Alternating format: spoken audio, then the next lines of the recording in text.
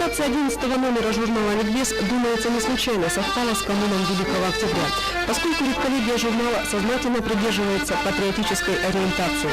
И название «Ликбез» можно расшифровывать не только как ликвидация безграмотности, но и как ликвидация безнравственности. Вечер ведет главный редактор журнала «Ликбез» Вячеслав Корнев и член редколлегии Михаил Гундарин, оба преподаватели Алтайского государственного университета.